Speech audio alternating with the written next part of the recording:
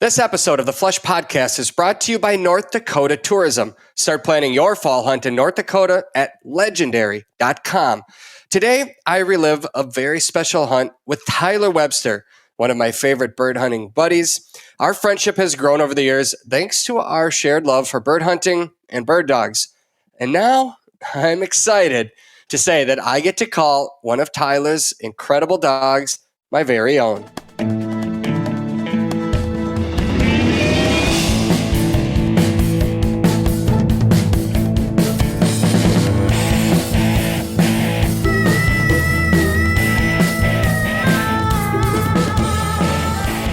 Another episode of the Flush Podcast. I'm Travis Frank. I'm your host. Brandon Morton is our producer.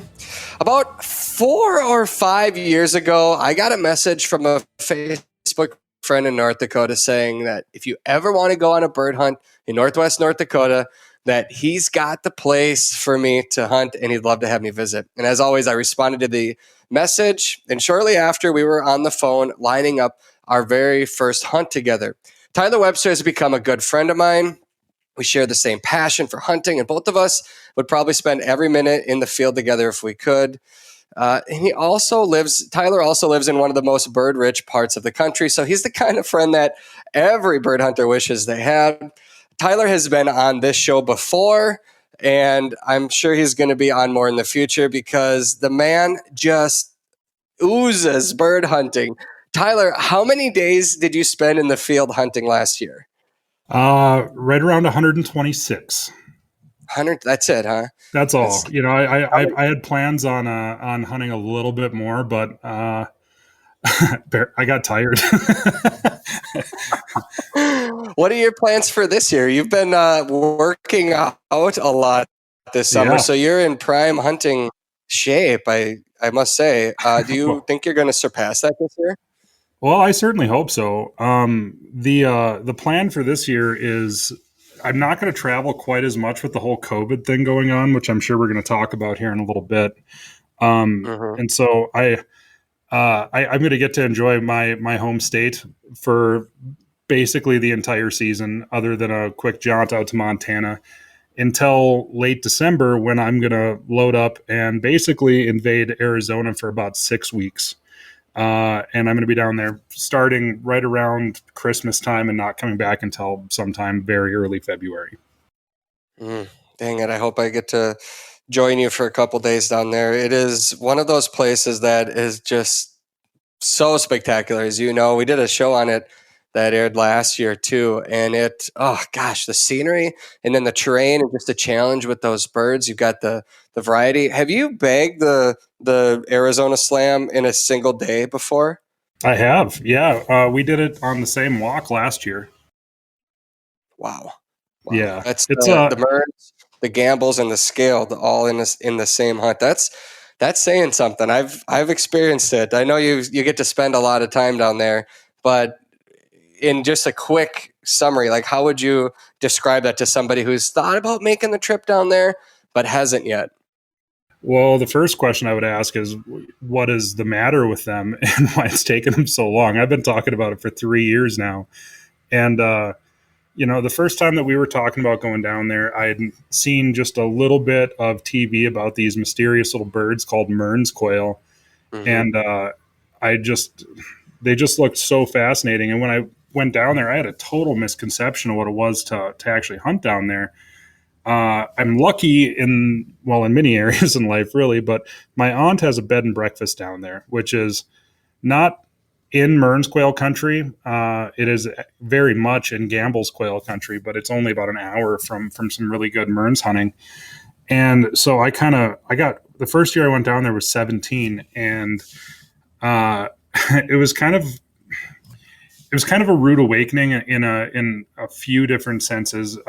Taking dogs down there for the first time, having no idea what the terrain was like. My dog's feet were not in shape to hunt down there yet. I didn't have boots at that time. I had to actually order some boots for the dogs while I was down there.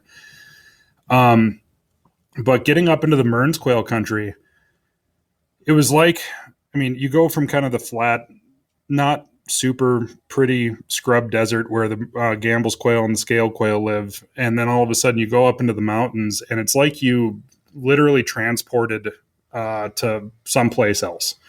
They call them the Sky Islands for a reason. I mean, everything around it is flat and kind of ugly and deserty. And then all of a sudden you drive up into this like oak CRP scrub, it's one of the most beautiful places I've ever seen.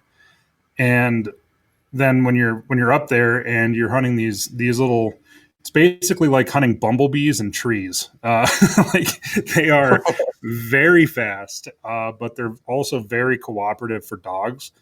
And being a pointing dog guy, I really enjoy hunting them just because the country is so pretty, but they will hold for a long time for dogs, and you get a lot of very exhilarating flushes where they kind of come up around you, and they're just a really, really special little bird to hunt in a very beautiful place.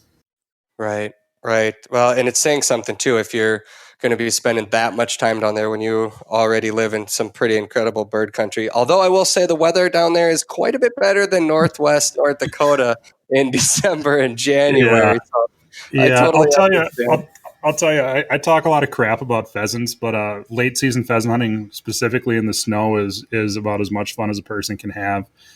But generally, most years, by the time late December rolls around, I've already shot like 100 pheasants, and I got a bunch of meat stacked up in the freezer, and it's really cold. And some years there's snow up to your waist, and a guy starts looking for alternatives to just hiking through miles of cattails. And so instead of hiking through miles of cattails, I decided to go down and start climbing up and down mountains, chasing these Mearns quail. And I'll definitely miss the last week of hunting season in North Dakota to get down there 1 week early. Yeah. Yeah. Well, I don't blame you one bit. I've walked through those blizzard snowdrifts before, and sometimes you don't even know that you walked over the top of fences. That's how tall things can get out there. People that have never seen it. It certainly can, but that's not the norm. Specifically up here in Northwest North Dakota, we live in a fairly arid part of the state. It's a lot more similar to eastern Montana, and like last year when I got back from Arizona in late January, and if it would have been warm outside, I would have had to mow my grass. I had 0 snow last year, and that's not super common, but I mean, those outlier years where you get 40, 50, 60 inches of snow in November and December, those are the ones that we remember, and we don't really remember the ones where we had 8 inches and it's an average of 25 degrees during December, and you're out there and the pheasants are buried in the snow and it's just a riot. But yeah, it certainly can be nice to get out of here. If for example, the first year I went down there, when I left North Dakota, it was negative 40. And when I hunted the first day in Arizona, it was 73. So yeah, there are those years where it's pretty nice to get the heck out of here.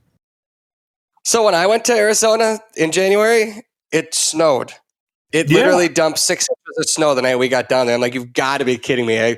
I'm finally getting out of this cold country, and it snows. And the lodge that we were supposed to stay in said they couldn't accommodate us because all of their pipes are above ground, and they don't know what to do with this weather. So we had to go find a different one that was set up different. I mean, it was like, come on, you got to be kidding! But yeah, by the time in 3 days, it warmed up like 60 degrees. So it was a big transition. Anyway, so but it's nice though, getting to hunt like last year, the first day that I hunted down there, the very first walk we made was in snow when we started in Arizona. There wasn't much, just a trace on the ground, but it was probably 33, 32, something like that degrees when we started walking. By the time we got done, it was into the upper 40s, and just like you're talking about, I mean, it was. All the snow was gone by the afternoon, but that was kind of the nicest day that we had while we were down there this past year, because the dogs don't break down. Fat guys like myself don't break down. You can hunt a little bit longer and a little bit harder. And coincidentally, that's the only day that I've ever, in my 3 years of hunting Mearns quail, which is not like vast amounts of experience, but the very first day I was down there last year hunting the snow was the only day I've ever gotten a limit. Wow. Yeah. Huh. Well, I didn't intend to talk about quail hunting in Arizona during the show at all, but since we're already Sure. there, you and I were talking yesterday about this, but the reports are really, really good for quail country down there this year. You've been following the forecast. How many days a week do you check it? 7. Yeah, Like no, every one of them. Yeah. So since I've been going down there, they haven't had ideal weather. The first year I went down there was one of their lowest years for gambles and scale quail that they'd had on record. And the gambles I'm by no means an expert. I thankfully on my podcast I get to talk to experts and I just kind of learn through osmosis, I suppose. But talking to John Odell, the small game guy from down there, he explained that is what the gambles quail and the scale quail really rely on are the winter rains, which are very hit and miss. And so the couple of years leading up to my first trip down there, they hadn't had any, like almost none. So their gambles and scale quail hatch was not great. And now this past year, they had tons and tons of moisture in the winter. So everything, like I guess they had a super bloom and all kinds of stuff this spring where the desert was just going crazy. And coincidentally, all the scale quail and gamble quail call counts and stuff like that were just through the roof this spring, which is going to be really kind of nice because the what's been kind of keeping the lights on, so to speak, for the Arizona quail guides and stuff down there has been the Mearns quail for the last several years. Now this year, it seems like they're going to be able to give the Mearns quail a little bit of a break, and they're going to be able to get to spend a little bit more time chasing the gambles and the scale quail in the desert, which is most years it's a lot more high action than the Mearns quail is. Even in good years, there can be a pretty good amount of space between Mearns quail coveys depending on which canyons got rain during the monsoon season in July and August. But so this year, the gambles and scale quail should be really, really good, and the Mearns quail should be pretty close to where it was last year.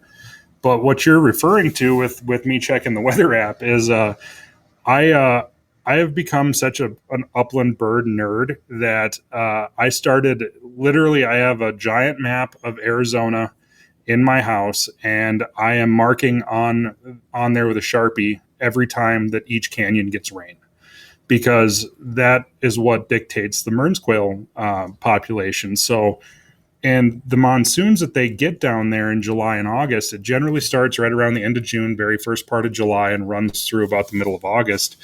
It can be so localized that one canyon can get dumped on with rain every day, and a canyon 2 miles away may not have any rain at all. So I learned a lesson up here in 2017 when we had that bad drought in North Dakota. I started kind of doing this, and I'd kind of keep track of where the thunderstorms passed over. And I use that as kind of a guide to figure out places that were probably going to have a few more insects that the young chicks were going to be able to eat and stuff like that. And it really turned out working out very well. And so now the last couple of years I've been going down and chasing Mearns quail. I've been doing the same thing down there, and we had a really good season last year. So if it's even as good as it was last year, I'll be very happy. See, this is just one of the many reasons why I'm like, we talk hunting all the time. And yeah, we either talk hunting or Twins baseball. Like that's basically all we do. Baseball guys, that's right.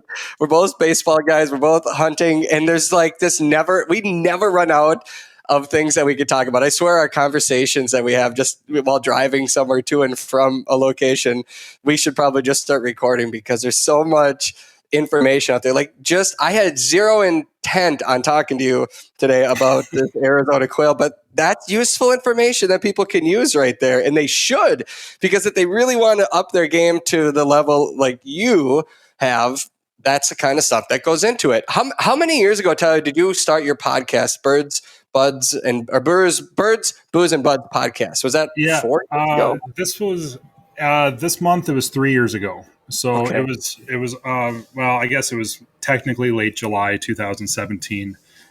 So I think I'm about 167 episodes into it, something like that. Been putting out almost one per week, or I guess a little bit more than that, technically. Even though I basically took all of July off this year just to kind of recharge my batteries. But yeah, it's been quite a ride. It's been really fun. Yeah. Do you give out some of those little tidbits in your show too? Pretty much that's all I do. Like Really? that's about all that I can really contribute to a lot of conversations. Like I try to, just like you, I like to think that people tune in to hear me talk every once in a while, but I also have to have some interesting guests on. Otherwise, 167 episodes would have never have happened. Yeah. So Well, I try to make the podcast about the person I'm talking to, but I have such a deep love for bird hunting and for North Dakota and Arizona specifically that I can't help but bring the conversation around to it. It seems like at least once an episode. yeah. Like, I had some people up here just a couple weeks ago at my place from Maryland that had never been to the prairie before, and they had a draught and a large Munsterlander and a little draught puppy that was about 15 weeks old.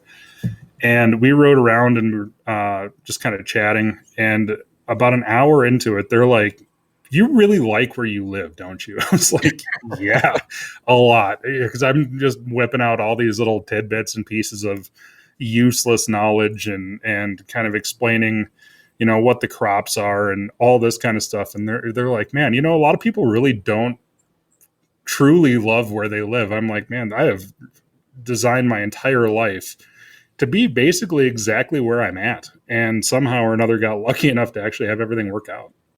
Well, I think the good Lord is looking out for you. When we pulled into your driveway 2 days ago, there was a Hungarian partridge about 20 feet off the side of the gravel road. And I'm like, guys, look at that right there. And of course, what I was talking about is my wife, my 6-year-old, my 4-year-old, and my 2-year-old, and everyone's like, "Oh, it's a bird!" They got all excited about it. I don't know how many pheasants we saw sitting on the hay bales in your backyard, but Right. it was impressive. It was impressive. One would think that it was planted that way, but those are all wild birds out there, and you Yeah, like to they call are. them your pets, right? Yeah, they're my the birds in right around my house are my training birds. That's what I refer to them as. And I know we're gonna talk about that little puppy, the reason that you were up here, in just a few minutes. But Yeah. the one of the highlights of you guys coming up here was when we took her for a little run, and we literally just walked across the road from my house, 200 yards from my front door, and you asked as soon as we got into that field, "Do you ever see any birds in this field?" And I said, "Yeah, there's usually some huns here." And about that time, a covey of like 14 got up basically at our feet. And Mm-hmm. like, just like you said, I mean, you can't script it any better than that, but I mean, like, it's just like they were planted there, and it's, they're wild birds, but I just know where they are because I see them, and I really enjoy having them around. Yeah, we were maybe 25 yards into the field there because we Mm-hmm. walked down your gravel road and across the the gravel and into the field. And I instantly, because Huns are just, I know you feel the same way too, but Hungarian partridge, they just are the combination of all the upland game birds, and they're so awesome. And the covey exploded. I'm like, it was meant to be. That is it. I mean, come on, right there. We didn't even get into the field hardly. And that little sweetheart flushed the covey right there. But Yeah. yeah, so we will talk about that. Obviously, that's a very exciting life moment. I've waited my entire life, Tyler. I told you this for Mm-hmm. many reasons. Growing up and through my life, I've never had the opportunity to have my own bird dog, and now we have her. Yeah. And I just like eternally grateful just for this opportunity, but also just how wonderful she is. Well, let's talk about her in just a second. Sure. This week we are running the first episode that you and I ever filmed together. It was the hunt with Craig Jones. And Mm-hmm. for those of you that follow the television show regularly, you've seen this episode before. And I apologize for a rerun, but it's a little bit different this time. Things have changed to the story. So there's just a slight difference there because Craig's journey has ended. Mm-hmm. and we were able to capture his last hunting season. It was special to you, Tyler, special to his family, special to me to be able to be a part of it. And so we chose to run that episode again in our hunting season. We would love to always be able to have 13 full length episodes, but it's a challenge in that short window that we're dealing with to be on the road for as long as we are and to film them and not have things come up. We had a hunt late season last year that fell through, and so we ended up having this spot.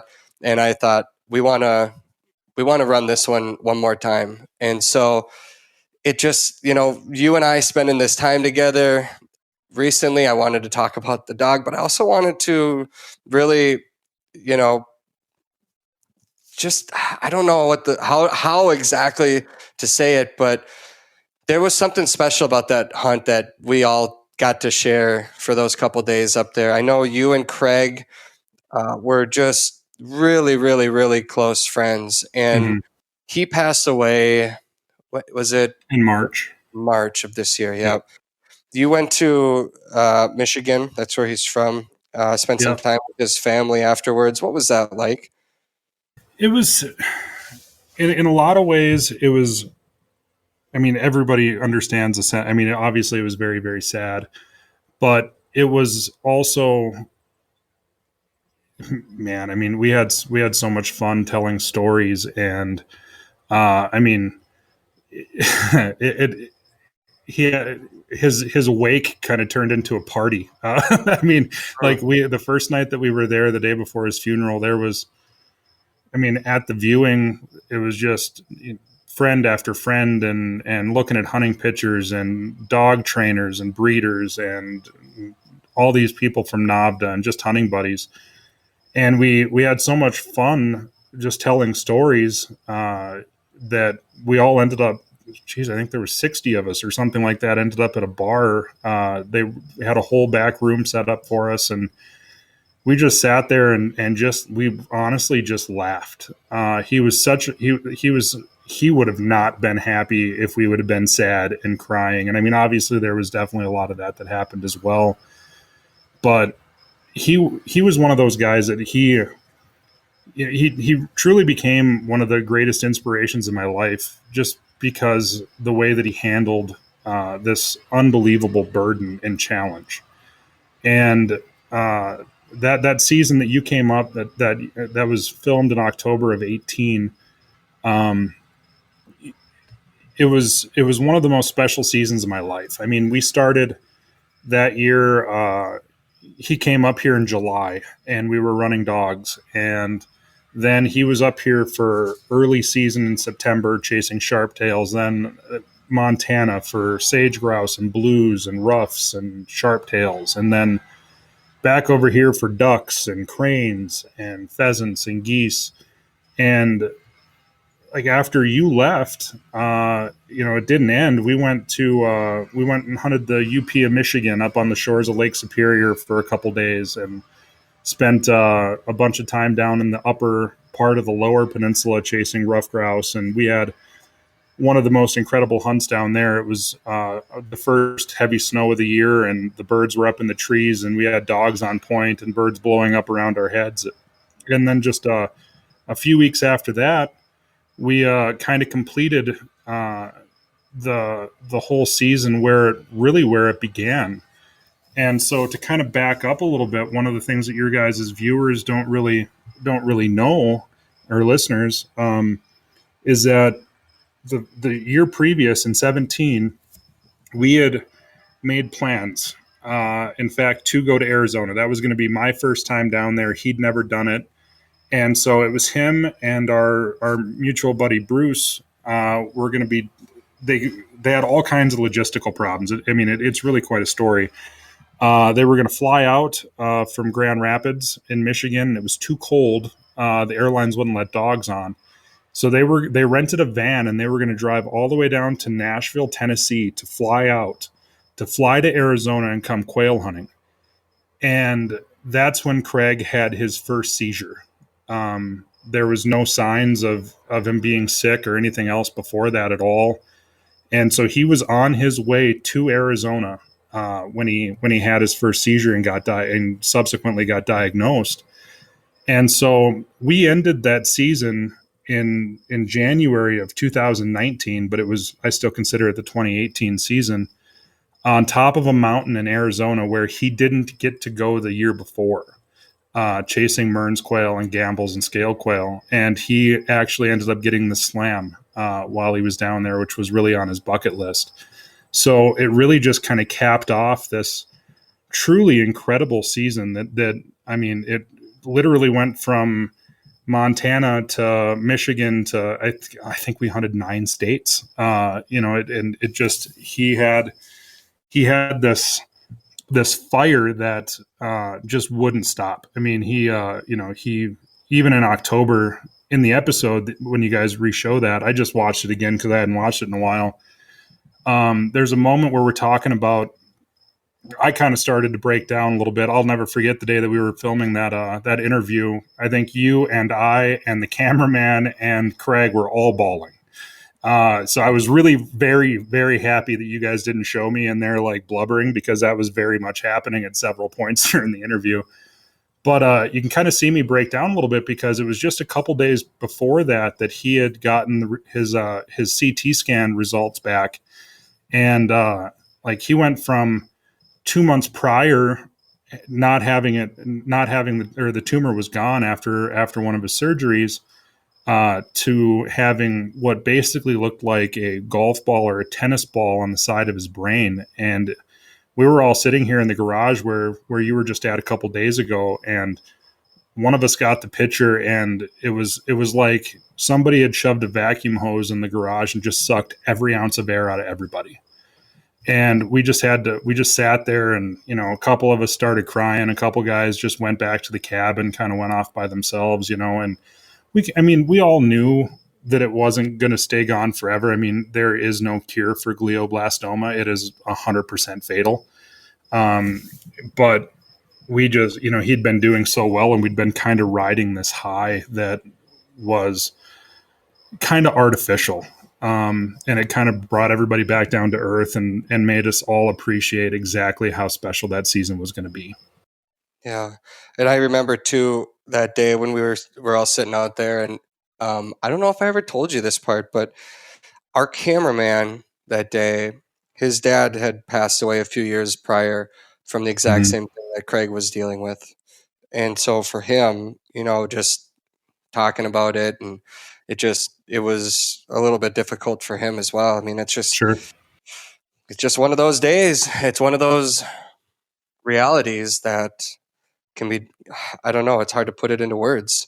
Well, I'll tell you something that I know I haven't told you before, and there's just, I don't know what you want to call it. I mean, greater design or, whatever it would be. But so the morning that Craig actually ended up passing this year in March, I was running my mail route, and I'd talked to his wife the night before and some of our friends, and I knew that it was coming, and you're just kind of trying to get through, and his wife called me when I got out on the route. And first of all, I got when my phone rang, it was from Craig Jones. It was on his phone. So right then I kind of knew what was going on, and my heart kind of stopped a little bit.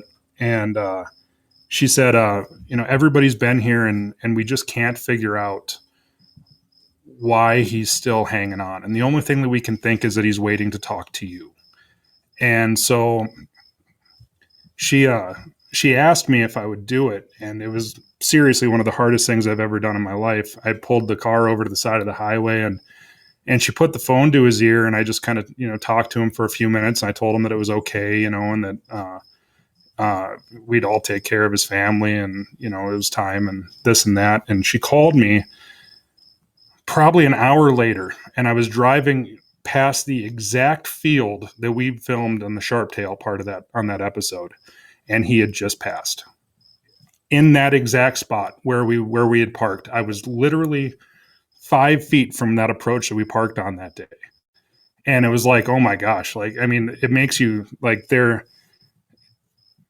I mean, I don't even know what you call that. I mean, karmic design or whatever you want to call it, but it was so like I just stopped the truck and pulled off the side of the road. And I just walked out there in the field on that exact same hillside where you and I and him and Rusty and Luke had sat there waiting for the camera guy to get the drone up in the air to do the overhead shots, and just sat there and, you know, kind of broke down for about an hour. And but it was so unbelievably timed that it really does make you think that there's got to be some sort of a grand design. Yeah. Well, I'm convinced that God has a lot of plans like that and gave us that opportunity to spend together. I mean, just even our friendship too. I mean, I Sure. remember talking to Craig, a couple days before you did. It was tough. It was really Hmm. tough. Um, I think, he kept saying things along the time that I can't relate to, because he'd say, things like, I'm not worried about finding a spot to come back next year. I'm just really wanting to enjoy Right. watching these birds, watching the dog, just looking at the beauty of this land for what it is, not worrying about dropping a pin to come back next time, because it's, just trying to live life in a way to really appreciate the things that we have. Right. And I think that's important. I know you do it. I'm forever grateful just for the opportunity to come out there and spend time with you and with Craig.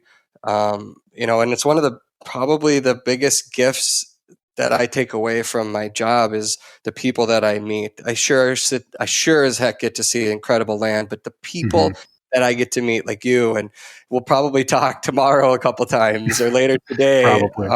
And the reality is that I came up to your place 2 days ago, and I came home with something that I've wanted my whole life, and that Mhm. is a beautiful, wonderful, awesome little bird dog. And she's fantastic. And right now, my kids are playing with her, and I cannot wait to go hunting with her this year. And it's special to me because of it wasn't just some dog breeder in different part of the country that I've never met. And Mhm. I don't know what it is, Tyler. I don't know what it is. All I know is you and I had a conversation, 3 weeks ago, Yep. about life and about all kinds of other stuff. And I joked about when I come up there to visit you, I'm bringing Bo home. And you said, well, how about one of his puppies? And I was like, Yeah. what? Yeah. Wasn't even, I wasn't even thinking at this particular season, but something felt comforting about it for the first time.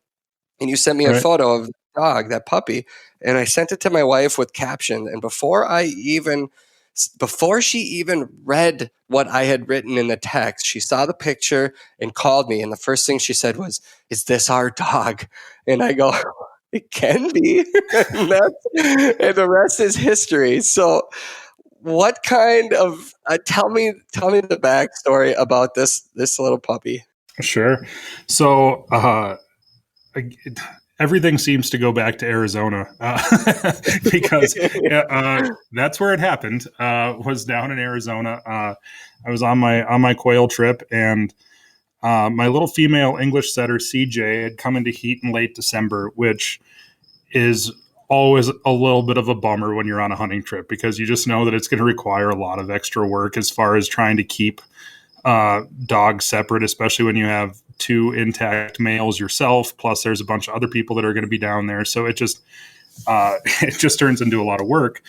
And so I'd been down there for I think 20 days at this point, and I was getting ready to pack up to head to Kansas on my way back to North Dakota, and I legitimately just she was 21 days or 20 days into her heat cycle, and I just thought that it was over. Like the dogs hadn't been paying any attention to her.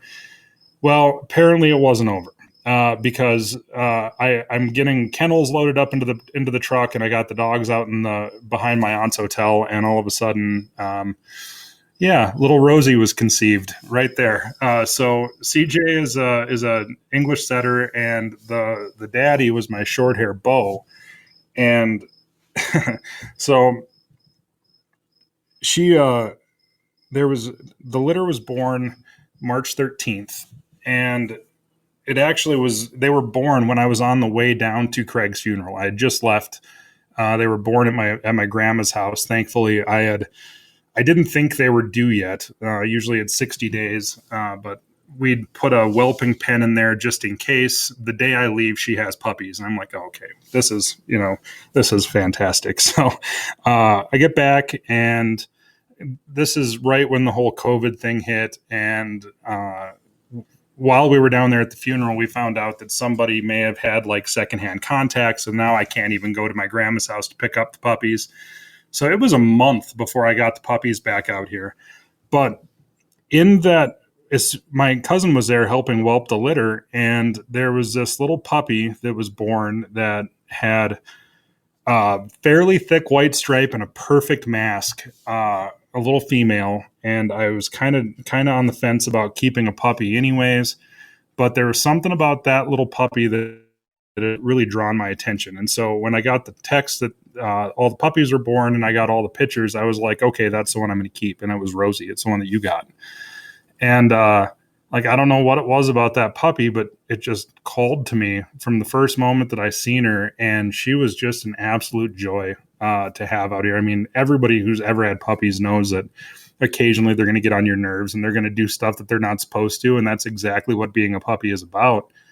But she is so smart and she wants to make you happy. And she is such a sweet little dog that I was really conflicted about keeping her the entire time, just because I had bought CJ to breed with my oldest male, Rusty, to keep my line going because I had both of his parents.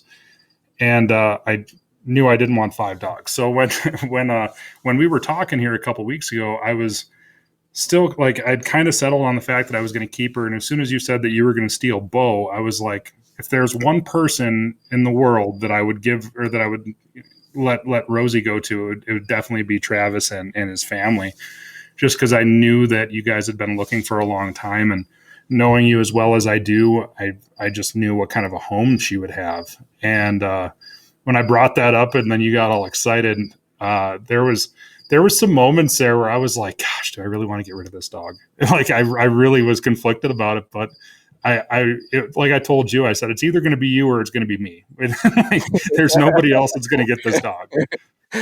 Oh gosh, I know. I can't believe that it still seems a little bit surreal to me because I'm 36 years old right now, and I know a lot of people have said, dude, what's with you?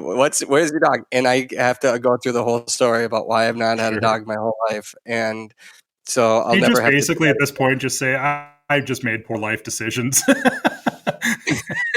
Yeah, that's exactly. So we finally, yes, we made the decision, but there were so many different breeds out there that I had fallen in love with over the last several years. I mean, I have hunted with your dogs, and I've hunted with dozens of other dogs, and some of the best hunting dogs, bird dogs in North America, to be completely honest with you. And some days I'm like, oh my goodness, I could see myself having a German Wirehair or, a lab. And I've hunted a variety of different terrains and a variety of different birds. And, I waffled a little bit here now that it became a possibility. I literally have had people bring their one of the dogs out of their litter over to my house and hand me a puppy and say, we want you to have this puppy. And I had to say no. And I still can't believe that I did that, but it's all because it must be just meant to be the way that it worked out. And we are just like my kids. I told you this, we've been home now for a day. And last night, they played all day with that dog. And she's a puppy and she has energy, but they wore her out. And she actually went into her kennel and lay down yesterday without being told to or anything. But she was tired, probably for the first time in her life, other than when you guys go out in the prairie. Or when you go and run her and do some training. But she is going to be with me for so many adventures. I cannot wait to get her out there. I've interviewed dozens and dozens of people, and everyone tells me about this bond that they have, and I've always wanted it. I've desired it.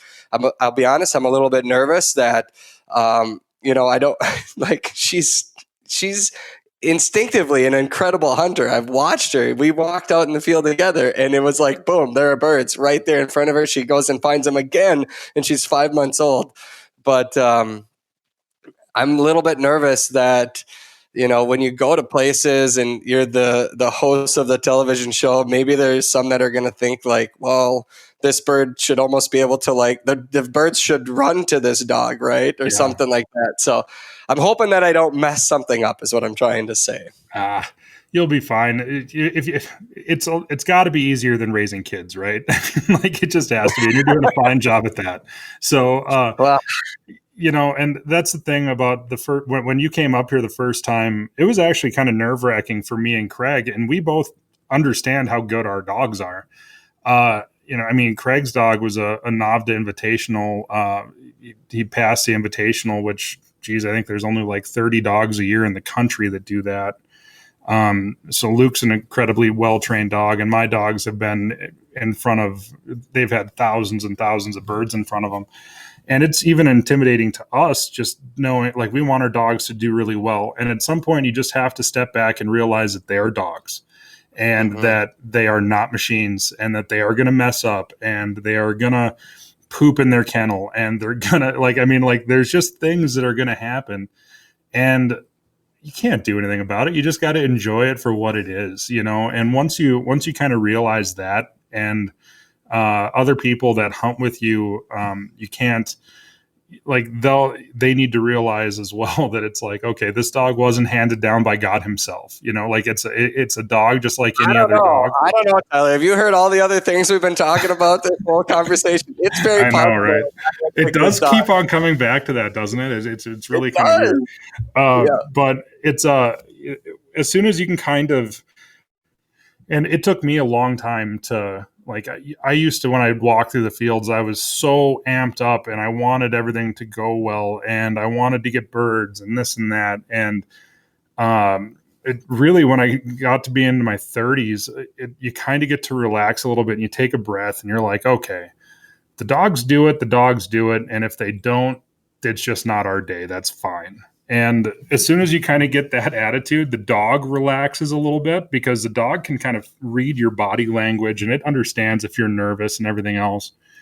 And as soon as that happens and you, it just becomes a lot more enjoyable when you go out there and you're watching the dogs run. And if they bump a bird, they bump a bird. It's kind of, I think about bird dogs the same way I think about golf in a very weird way because I'm a terrible golfer. Really bad, but one time per day I'll hit a ball and it'd be like, okay, that's what it's supposed to be like.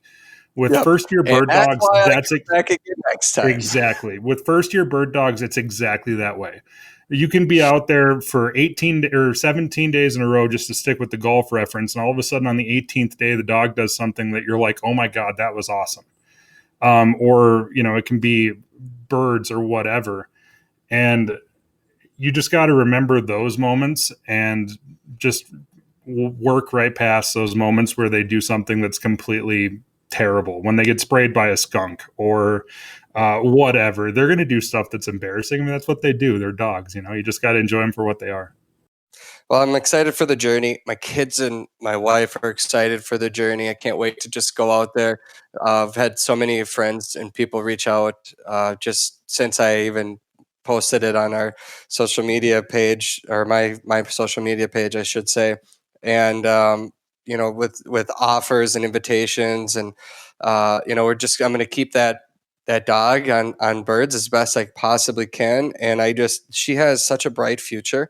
And I'm going to do everything I can to take her and show her some of the best places in this country and let people experience what it looks like to have a dog run through the field in front of them that might not have had that opportunity. I didn't growing up. I didn't have that opportunity. And so my kids now will have that opportunity. And to me, that's so important. And so I'm just so grateful that I can show them that. And there's a lot to be excited about moving ahead. And I just think, you and I talk so much, and just even, this episode that's airing this week, and Craig just that message to live life as best that we can, right? We just don't know. So I'm excited. I'm so thankful for your generosity too, and allowing us this incredible little sweetheart of a dog to come into our home. And she will Well, be back. She will be hunting with you again, my friend. I I assure you. know that's kind of why I was so comfortable with you guys as a home for her, because it's like, okay, first of all, I'm going to get to follow along with her adventures on television because I'm a fan of the Flush, and that's how we became friends, is because I watched the TV show and everything else before we even knew each other. So I'm going to get to watch her on TV for her whole life, and on top of that, I just don't see you and I spending a fall where we don't get to hunt together. Like I hope not. we just really enjoy hunting with each other so much that like I just can't imagine a scenario where we won't get to hunt at least once together somewhere. Right, right. Well, I wish it could be every day. I won't hit 130 days like you will. So, but I will be spending a lot of time up in the field, and Sure. really looking forward to that. Let's actually dig into. We've talked for like an hour already, just about life and a lot of other things. But people might want to know, like, hey, what are the bird conditions like in North Dakota? And I have stats in front of me from, because North Dakota Tourism thankfully sponsors the show and make it possible.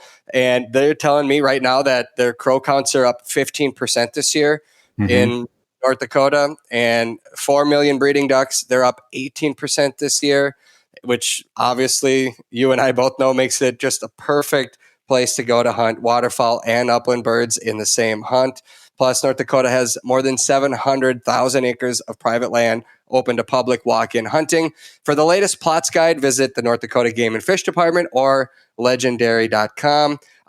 Tyler, my kids, like, I'm one of those dads where when we're driving down the road, I'm like, okay, look at this.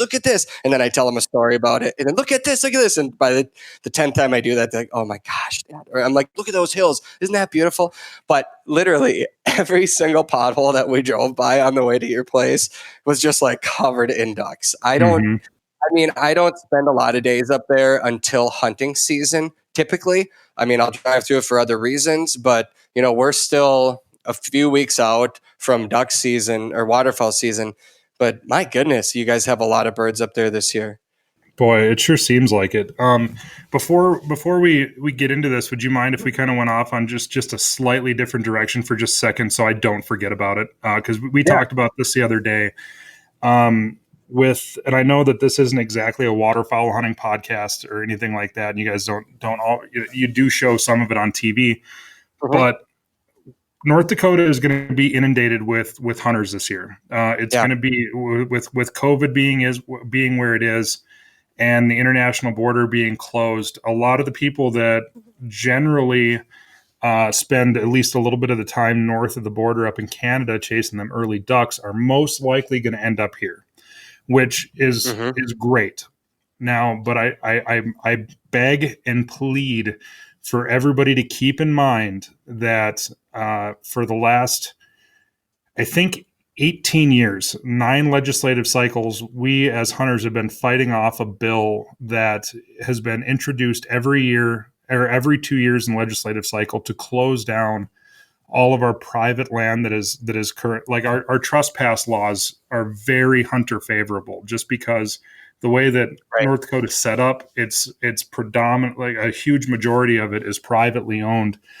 And the way that the laws have been written is that if the landowner doesn't post it, you as an individual do not have to have permission from that person to go and hunt it. You can access that land as it is. This year in January, we were going to have another legislative cycle where I'm positive that bill is going to come up again. And I just beg all the hunters that are going to be coming here to keep that in mind and be extra respectful and make sure you close gates. Don't rut up roads if it's muddy. Certainly don't drive across a field and rut up a field if it's wet. Just use 10% more caution and common sense than you do in a typical year, because I'm really worried that we're going to get a lot of people that aren't used to hunting up here, and we're going to have a lot of people that aren't going to be behaving the way that they should be. And the Right. people that are trying to push that bill do not need any more ammunition to pass it than they already have. 2 years ago, it almost passed. In fact, it passed in one form, and then they added a bunch of amendments and ended up not passing that way. And I'm sure it's been getting closer and closer every year. So I very much anticipate it being very close this winter as it is. So I just wanted to put that out there as a blanket statement to start with. And that doesn't just go for waterfowl hunters; it goes for upland hunters as well. If you guys, if we all want to keep it the way that it is right now, because it's kind of the last state. It's kind of we're the last holdout. We're the only state west of the Mississippi that still has trespass laws this way, as far as I know.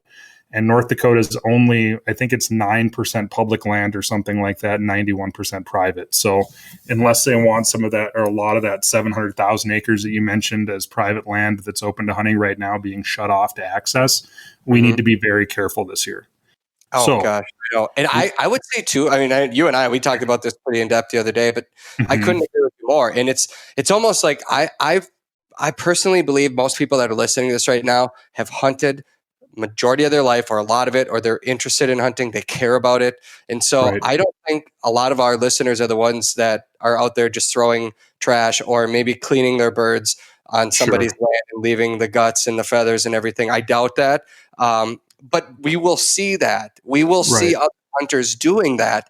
And it's our job, I believe, to go up there and just and have that conversation, right? Have that conversation with them and say, hey, here's what this is going to look like to that landowner. And that's not what we want. That's not what we should do for X, Y, and Z reasons. We can just talk with them. We can pick it up on their behalf, even though we didn't make that mess or we didn't leave it. We need to hopefully step up a little bit more this year, because you're right. I have a feeling, and I know you do too, but North Dakota is going to get hunted hard this year. Bird numbers are up. That's great. That is great in a year when we're probably going to have more hunters in the fields than we've had in decades.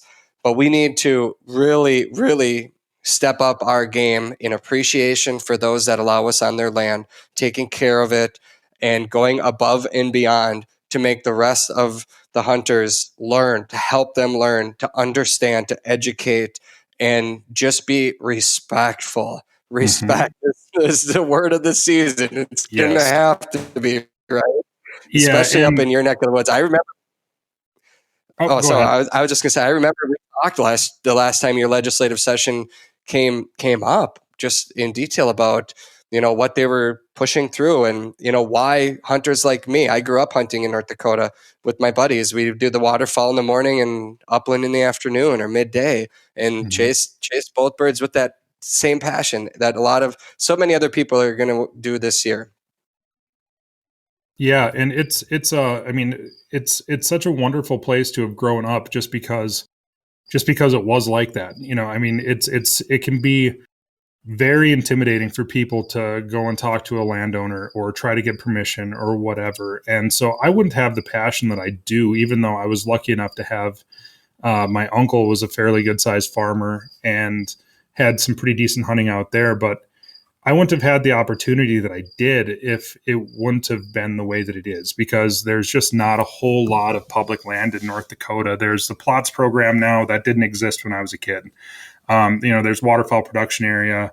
There's, different things that you can hunt. But when I was growing up in the 90s, there wasn't Onyx. We didn't have these resources to look and see what's owned by who and everything else. And, this year, it really could be that perfect storm that could provide enough ammunition to get this law passed finally. And I'm going to be doing everything that I can to prevent it. But, and I don't think that the people that listen to my podcast or your podcast, we're people that really, truly do care about the outdoors and our hunting traditions.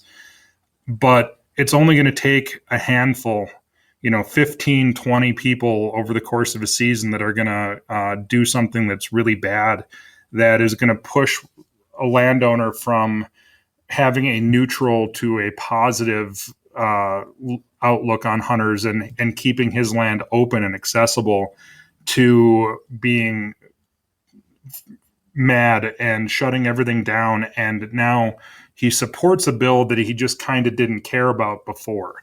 And like, it really doesn't take a whole lot of negative experiences to do that. And we all understand. I mean, like in any group of people, there's going to be those outliers out there who aren't the same way that we are, that are, that'll leave a gate open, or leaving bird carcasses in the field is a big one. There are a lot of people that don't like that, even though, it's you're leaving them there to get eaten by other animals, but it just looks bad.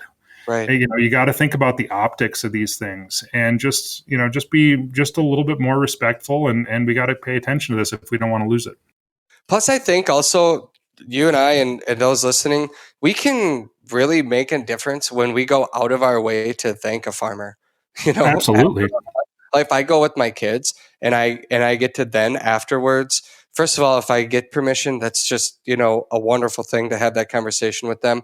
But then afterwards, I can go back with my kids and they can talk to them, and they see the appreciation that they may have made that kid's whole year by finding out what that kid saw in the field and what they experienced. And I guarantee you walk back to a farmer that gave you permission and said, "Hey, I really appreciate you taking me out today. My kid here." And then he's probably going to talk to your child and say, or she might say, "Did you see anything out there?" And just to see their reaction, a lot of times after we go hunting, we leave because we're taking what we needed from that landowner. We leave. We don't say hi. We don't say thank you again, maybe, or we don't tell them how the hunt went, or give them a gift or something that leaves a very positive memory in their mind from that interaction with a hunter. But we can do that. I'm just throwing out ideas here right now.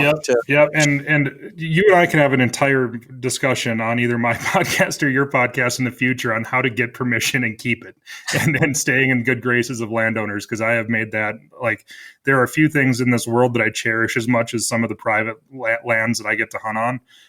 Like, I am so overly protective of them. I mean, if I'm seeing, if I'm out there and I see somebody driving off of a trail or whatever, I'm calling that landowner and asking them if it's somebody that they know, or if it's something I should be contacting Game and Fish about, or if I happen to see, like just the other day when we took the dogs up to the lake, there's a little lake just north of my house, and there was a bunch of beer cans and stuff that was left in the parking lot, which drives me crazy.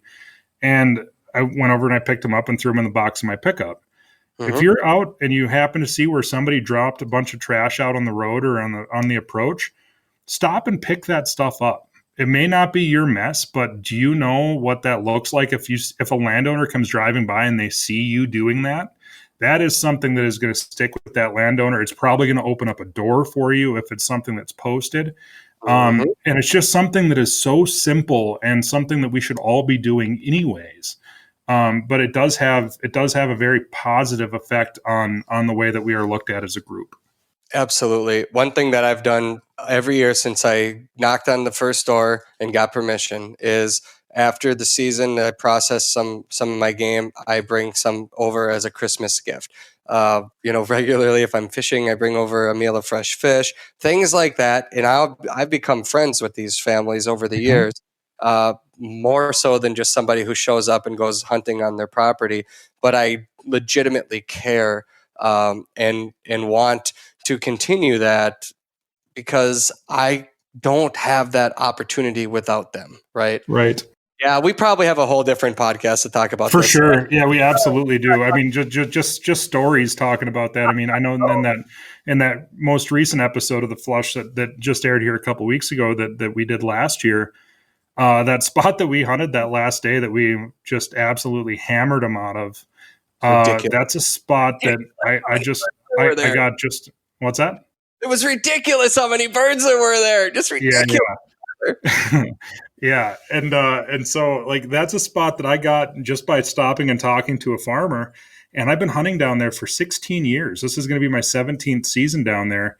And every winter, I make it a point to drive down there and give them a couple bags of walleye and a gift card to Applebee's. I mean, like, it doesn't cost me anything other than some time, basically, and like $40, But every time I call him, hey, would you mind if me and some friends went out there and filmed a television show on a piece of your land and shoot some of your birds? He's like, oh, go have fun, And like, it all, like, as long as you're respectful to them, they will continue to be respectful and open their doors to you.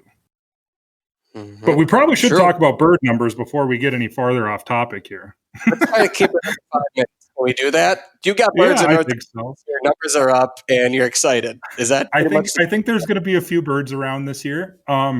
There certainly is going to be, and just like you mentioned, I have never seen. And I think I have a theory. I don't know this for sure, but I think there was a lot of ducks that generally would go farther north into Canada that didn't, just because we had such an abundance of food around here this last spring. I just think that there's a couple. I've seen pairs of snow geese that never left, which I've never seen before in my whole life. And I just think it was with all the food, they just figured, why the heck would we fly any farther than we have to? But every single pothole is got birds on it. It's going to be really good. As far as the upland goes, I know that they said the numbers that you got there, crowing counts this spring were up 15%. That's I believe that's a statewide number, and there are going to be local areas like they break in the bird surveys and the crowing counts. They break it down into the Northwest, the Northeast, the Southwest, and the Southeast. And I believe that there are some of those areas that had higher spring crow counts than that 15%. That's just a statewide average, I believe. The next piece of data that we're really going to be looking forward to is going to be coming out here very soon, and that's going to be the roadside surveys. And you know when they come out with that exactly? It's late August, early September. They I think it's usually within the first week of September, something like that. Okay. Jesse Kohler is a guy from the Game and Fish here that I need to bug about having on my podcast sometime soon anyways. But I've been exchanging some emails with him in the last few weeks discussing different topics, and everything that he's been hearing and seeing has been really good. This is, I mean, the people that come to North Dakota, or if this is their first year, since we do have an abundance of time now, I want to make it very clear that when you come up here, you're not going to be, tripping over pheasants as soon as you get out of the truck. I mean, this is definitely a state that certainly in the early parts of the year are still going to make you work for birds, even in the good years. Mm-hmm. But this year is going to be probably the best year that we've had in the last 5, I would say. 2016 was a good year. 17, 18, 19 we're definitely down just as a result of that drought that we had in 17. But yeah, bird numbers are looking very good. I mean, we're gonna as more and more of the small grain gets harvested, like they're doing in the field right next to my house right now. Then we'll really kind of get a chance to see what's truly out there. But just as a little anecdotal evidence, as far as the sharptail numbers go, I was out running dogs, I think 10 days in a row, and in 10 days we only had 2 walks where we didn't see birds. So that's generally a pretty good sign that the numbers should be pretty good. Man, I like it. It can't come here soon enough. That's the only thing. We talk about it. You and I talk about it pretty much daily. There's a few other people in this country that have the chance to talk about it as much as we do, but we really talk about hunting almost every single day. I just wanted to be here now.